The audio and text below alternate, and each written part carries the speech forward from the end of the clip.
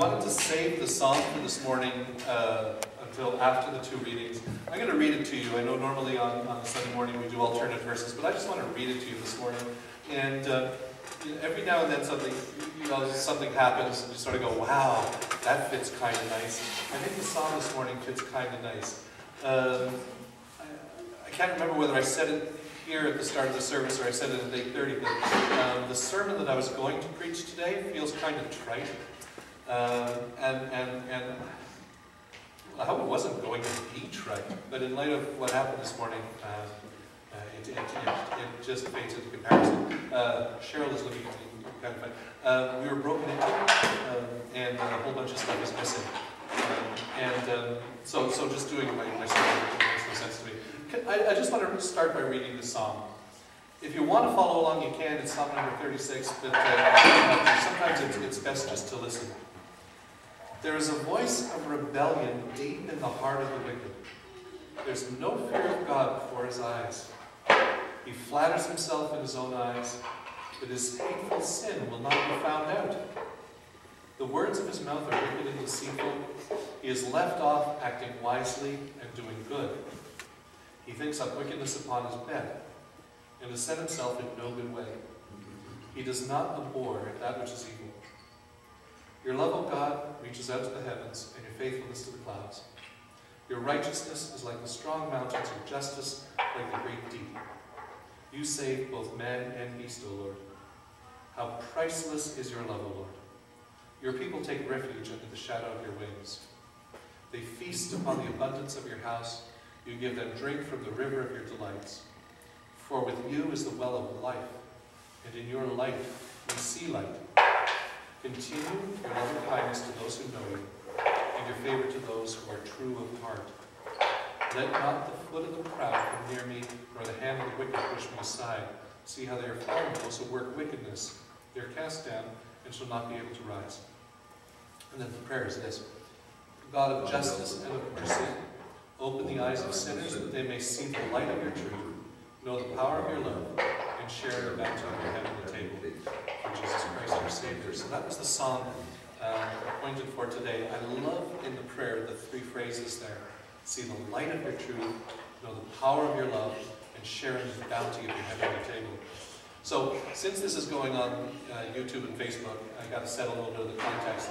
Today, when Marie and I showed up for service, Jane Parsons was already here. I wondered, as we pulled up, what she was doing in the entranceway over on the other side.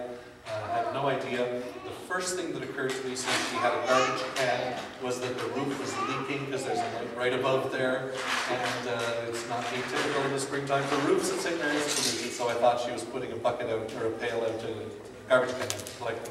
We need garbage cans, not just pails, to collect the water. But that's not what it was. Somebody clearly had, with something, broken out the glass in the doors there. One set of footprints had come in, clearly done a tour of the place. In terms of cash value, it's not a whole lot that's missing, really. Like it's the television, DVD player, data projector, laptop, a few other things. Something that strikes me as odd is the silver box that we keep our bread in for communion that was on the altar, because the altar was set up. That was missing, or is missing. But nothing taken out of the sacristy. It's obviously a quick thing. One set of footprints, very large, and I'm going to refer to that in a little bit. So this is not made up on the spur of the moment, but it's a collection of reflections. So I remember in my last parish in Montreal North, when I was there, I don't know how it is now, had a reputation of being rather crime-ridden, really interesting place to be. In fact, when I first went to Montreal North as rector, I was kind of warned about the parish. But one thing that I didn't know was that in St. Ignatius, Montreal North, they had a problem with leaking wine bottles. I couldn't understand that. I'd never known leaking wine bottles in my life. But sure enough, they would buy wine by the case. This was before the Tardy regime. They would actually buy ecclesiastical muscatel, which sells for some ridiculous price, and it doesn't taste all that much worth the price. And they would go through this stuff incredibly. And I would do the math. Like in Montreal North in those days, we'd have between 15 and 20 people on a Sunday. We grew to the half a bottle a Sunday point. But I got to tell you, when we started out, we were at the sort of little sip a cup thing, but it seemed like we were going through staggering quantities of wine. I also noticed at one point that the door to the sacristy, the handle where it fits into the catch, was broken.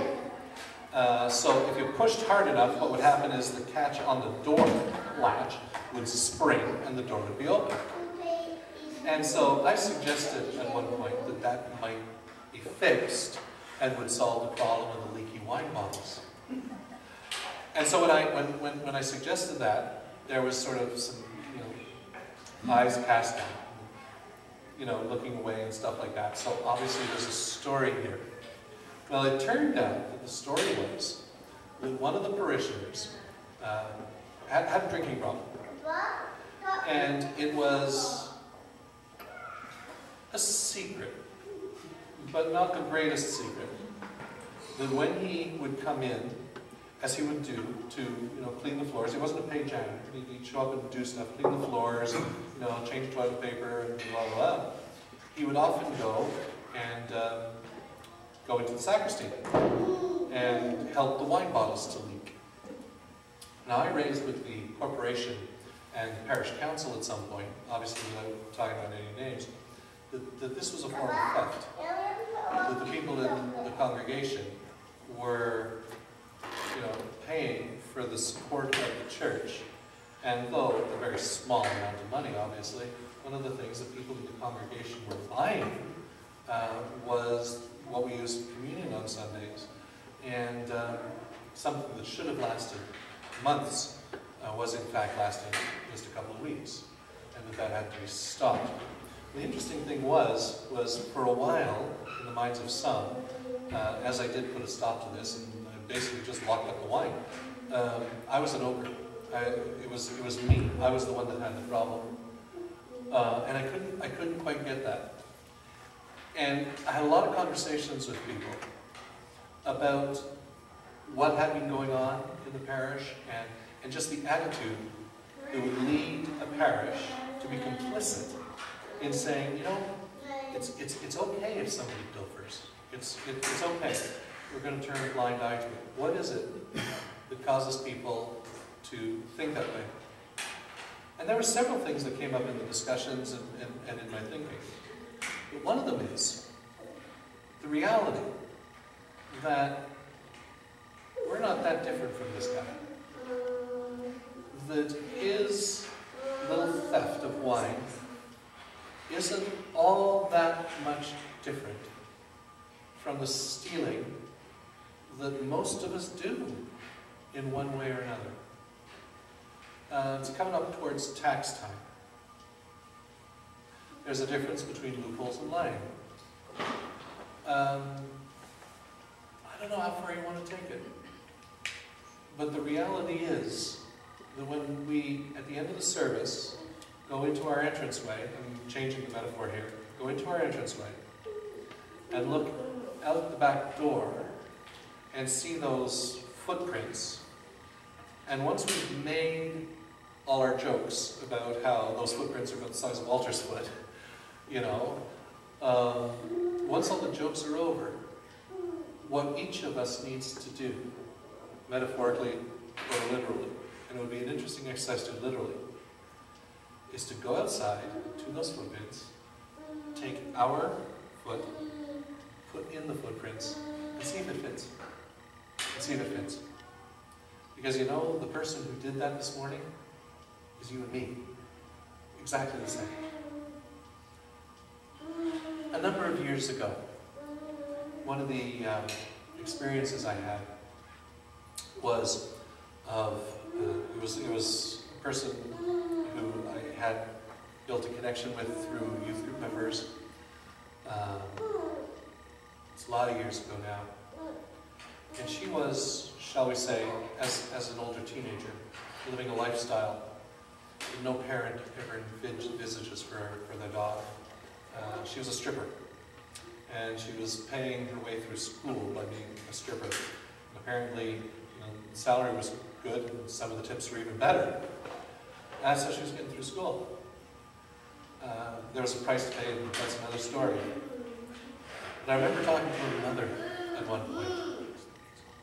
And what her mother needed to talk about more than anything else was when she was a little baby.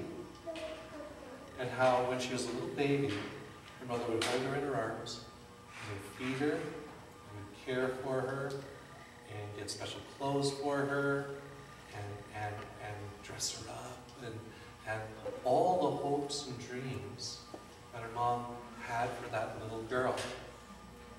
And now that little girl was a stripper, probably with a little hooking on the side. How does that happen? How does that happen?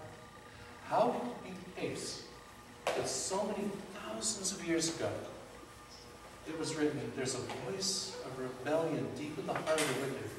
There's no fear of God before his eyes. He flatters himself in his own eyes, that his hateful sin will not be found out. The words of his mouth are wicked and deceitful. He is left off acting wisely and doing good. Isn't that something that brings tears to your eyes? He is left off acting wisely and doing good. It's become acceptable to him to break into the sacristy and take the wine. It's become just the way she's living her life, to raise money to pay for her education. It's okay on a Sunday morning to break the glass in the door of the church and come in and take stuff. He's left off acting wisely and doing good. He thinks of wickedness upon his bed and has set himself in no good way. And he doesn't abhor that which is evil. How does that happen to a human being? How does that happen to us, to each one of us?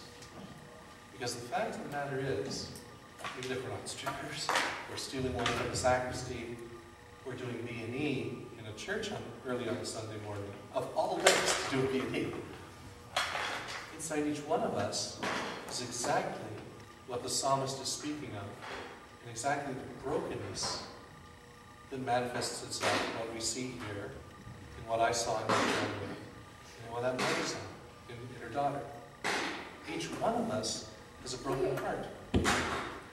I got to tell you, when I think of that person, and those shoes, like they look like, I'm not a shoe salesman, they look like size 12, 13, 14. Like these are big. This wasn't a couple of teenagers. This was one person. This was one set of prints. And a grown-up we're talking about here. There was an intentional act. Somebody intentionally put themselves in a position where they violated this place with intentionality.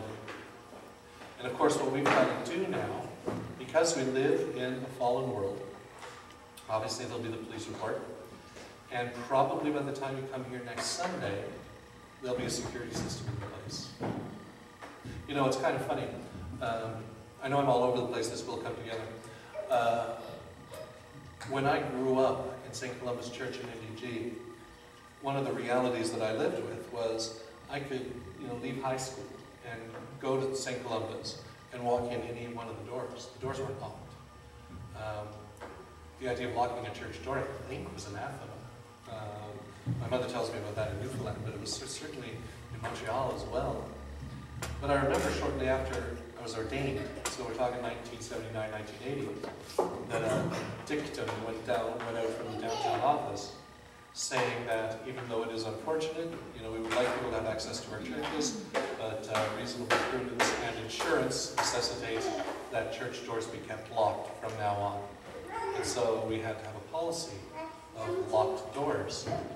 And with the number of breaking and enterings going on in churches, I'm sure within the next couple of years, there'll be another dictum that says we have to have a security system. We'll have it long before then, and more churches are actually getting it. But it's got to happen. Because we're living in a world of broken, hardened people. And the brokenness of the human heart sometimes manifests itself by inflicting pain and suffering on other people. Now, having just said that, I want to back off that just a little and say, our loss from a financial and other position is very big. It's on the one hand, we were talking, a laptop that is depreciated to nothing, and the interjector is depreciated to nothing. The most valuable, frankly, is Marie's time, because she's got to, recreate all the data that was lost on the computer, but the data itself is not much. But it really does speak to the reality of the human condition. And I really hope that as I'm speaking, you're saying, yeah, maybe my footprint does fit in that guy's shoe print a little bit more than I'd like it to. There's a thing in Romans where Paul is talking to the church. So he's not talking to miserable scoundrels and scallywags and horrible, awful people. He's talking to the church. He's talking to people who claim faith in God. And on some level or other, however they understand it, they see themselves as wanting to serve God. He talks about sin. And he says, all have sinned and fallen short of the glory of God. All have sinned and fallen short of the glory of God. It's not just the guy who broke in this morning. We figured this morning. It's not just that guy. It'd be easy to target him and say, that's the type of person that's the problem. But that would be to ignore the reality. All have sinned and fallen short of the glory of God. Sin is, as I've said so many times, can be defined as anything which damages or breaks relationship. Some of you will remember me telling the story of sitting in my office with two people who'd come to have a baby baptized, and one of the first things they did was assure me that they did not believe in God, but they wanted their baby baptized because the baby's grandmother wanted the baby baptized because the grandmother was afraid that the baby died and wouldn't go to heaven, which says something silly about people's understanding of God, but nonetheless. And so this guy was, and anyway, I said, well, let's just go through the service and talk about it a lot. We got to the point of sin, and one of the things that he was saying was, I cannot believe that looking at this little child, and he was there, of course, you could possibly think that that baby is a sinner. And so I said, well, how about if we define sin? I actually first asked him what he thought sin was. He came up with the typical stuff, stealing cookies out of the cookie jar and all that sort of stuff. And I said, well, how about if we decide to define sin as anything which damages and breaks relationships? And he said, well, by that definition, everybody's a sinner. Yeah, you got it. Because that's what sin is about. Sin is about damaging and breaking relationships. And insofar as each one of us is both capable of, and in point of fact does do damage to relationships, however we do it, we're the same type of person as that guy who broke in this morning. We're the same. Our heart's broken. It's not the way it ought to be. Our hearts were created for love, and an abundance of love, and to live in communication, and to live in harmony. But all of us spend time in our lives, not all the time, spend time in our lives hiding stuff that we've done, hiding things that we don't want people to know about, hiding thoughts. We do. And at the beginning, when you see the first fall, the first manifestation of sin, the first breaking of relationship between God and His creation, God says, where are you? And He's searching after Adam in the Genesis story, and eventually finds him. Why? Well, I was hiding because I was naked and I was ashamed. The consequence of the fall is hiding. It's hiding. And all of us do that. Thieves thieve in the dark of night. They don't thieve in the light of day. They don't advertise on the internet. They don't put up a sign breaking and entering to take place at 11 o'clock on Sunday morning during the main Mass. They hide. And we all hide. We all steal. We steal time. We steal in relationships. Whenever we do anything that compromises the integrity of a relationship, we're stealing from that relationship. We're doing harm, we're doing damage. So I think the lesson, or our lesson of this morning, as we walk in and see straight ahead to a keeping open the hole in the door, is that that person is no different from you or me. It's just in the manifestation. And when, I'm assuming it's a man, when that man's mother held him in her arms when he was a little teeny tiny baby, and he looked up at her and bonded, connected, as happens. What was going on in her mind was not, how do I keep him from breaking and entering into church? That's not what was in her mind. It was probably, most likely in her mind, it was something to do with love and relationship. And so you know what our role is in this? I think there's several things that we've got to do. And I mean this, and I don't want to get cheesy about it, but I do mean it. One of the things that we've got to do is acknowledge the reality of what happened, but from a position of how universal it is. What happened here is symptomatic of the reality of humanity. That all of humanity was born and created to do wonderful things, but that all of humanity is broken. Each one of us has a whole humanity. And that sometimes, not only sometimes, that brokenness manifests itself in breaking into a church and stealing stuff. Only sometimes. And so then, having acknowledged that, then I think the next thing that we would be led to do as a Christian people, because our eyes aren't on the crime, they're on the Lord, having recognized that that is representative of the whole of humanity, we've got to then ask the question, so God, in your eyes, how am I broken? How do I steal, rob, cheat? How am I a sinner? How am I responsible for damaging and breaking relationships? At that point, what is an act that makes us feel really awful, and I'm not suggesting I should, but an act that makes us feel really awful, we can then begin to see something of the redemptive power of Christ.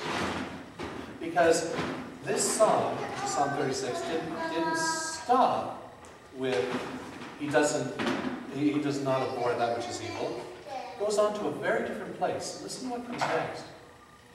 Your love, O God, reaches to the heavens, and your faithfulness to the clouds. Your righteousness is like strong mountains, your justice is like a great deep. You save both man and beast. How precious is your love, O God. Your people take refuge under the shadow of your wings. They feast upon the abundance of your house. You give them drink from the river of your delights. For with you is the well of life, and in your light we see light. Continue your loving kindness to those who know you, and your favor to those who are true of heart. Let not the foot of the proud come near me, nor the hand of the wicked push me aside. And then see how they're fallen. So you see what the psalmist does, after acknowledging the reality of the fall, the reality of evil, the reality of brokenness, then says, but that's not the end. That's where it doesn't end. That's not where it ends. It doesn't end there. That's going to be great on the tape. But rather takes it to a completely different place. Doesn't focus on, but God, I'm not like him. Or, well, God, I'm not quite as bad as them. That's not where it goes. The psalmist goes to God's love. Because in surrendering to God's love, and in giving our heart, and our soul, and our body over to God's love, that's where redemption happens. When we acknowledge the reality of humanity and our powerlessness as humans to change it, and then surrender ourselves to God's greatness and glory and His power and His love, that's when we see the transformation happen. You know, I was wondered what I would do if I ever caught a criminal in the act, or even if they found somebody who did a B&E. I'll tell you another story, just briefly. When I was in Mascouche, one afternoon my house was broken into. We were missing a few things, nothing of any great value. Called the police came over. Called the insurance guy came over. And he says, the insurance guy said, make sure you lock your doors. You know? And it led to a conversation. What? He says, oh yeah. They just took a few things. They're going to be back to clean you out. You know? And don't you know it? 3 weeks later, I came home to find that the front door during the day had been broken and somebody had gone into the house and the place had been pretty much tossed. So I go and do an inventory of the house, right? And I go downstairs into the finished basement. And one of the things, you're going to think this is like off a television show, but I swear to you it's true. We had a little bathroom with a shower in it in the basement. And so I went into all the rooms, the office, the family room, and then into the bathroom. And then I went back upstairs, and I called the police, and then I went back downstairs. First time I went into the bathroom, the shower curtain was closed. Second time I went in, the shower curtain was open, as was the door to the bathroom. That led me, yeah, creepy out. That led me to wonder, what would I have done if I come face to face with that person? What would he have done? What would I have done? What would I do? What would we do if we came face to face with the person who violated us? What would we do? How would we react? How would a Christian community react if the police walked in with the guy who broke in and took our stuff and said, this stuff yours, he's the one who took it? What would we do? Would we punish? Would we, I don't know, would we appeal to God's grace and His somehow? And say, you know what? You've got to pay a price for what you did. But would we look for redemption? Because God always looks for redemption. You know, we're in the season of Lent, and I'm going to wrap this up. We're in the season of Lent. And Lent is about redemption, you know? It's about acknowledging the reality of the human soul, the human heart. It's about the reality of acknowledging the brokenness inside of each one of us. It's supposed to be a season of penitence and getting things right. And God wants us to do that process, not so that He can say, see, told you so, and zap us. He's not after the death of a sinner, but rather that we turn to Him. And so as Christians, our role and our responsibility is to act as agents of redemption. Many times we feel that way, because that's the gift that God has given me, and has given you too. Because at the end of the day, when the glass is fixed in the window, or the doors are up, we're the same as the person who broke it. No different. It's just a question of quality of crime, not fact of crime. So, what I'd like to do this morning, to finish this off, as part of the sermon, as opposed to the tag along after, that's my way of saying to you, keep the camera going, is have a bit of a time of prayer. Where we pray for ourselves, for our church, but also for that person who broke it, and everybody like him, and everybody, for whatever reason, who is living a type of life that none of us would want for the little babies that we hold in our arms. So now let's pray. Amen.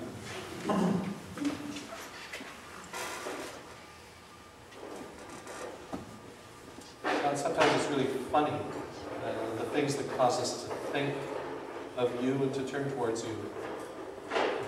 It's nice when they're really positive, warm, and loving and joyful things. But also we know that there are some that are sort of testing. And even though in eternal terms, nothing of value was taken in the break-in today, it does cause us to think.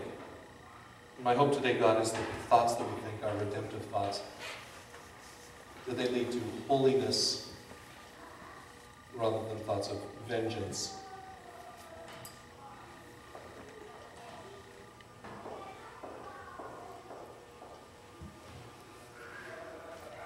find it very odd to think how somebody could come into a church, yes, stealing the electronics, that I understand, but taking the communion bread box. So God, I'd like to pray that somehow, in some way, whenever that person sees that or does whatever they're going to do with it, you would in some way give them pause. Cause them to think. There certainly are enough stories of people who have been changed and transformed by some very weird circumstances and events. I pray for his heart. I assume it's a him, though perhaps that's a more into assumption. I pray for his heart and for his family. Maybe he left here, went home, and showed his kids the new computer that he got. We just don't know. So we pray for people he's in a relationship with. And we pray for ourselves. And while taking these realities seriously, we would never be so overcome by the moment that we would lose sight of what's eternal. God, we claim and we know that your purpose is redemptive. In all the circumstances of our lives, the good ones and the really challenging ones, please remind us of that fact and let us experience your redemptive purposes. In Jesus' name we pray. Amen. Amen.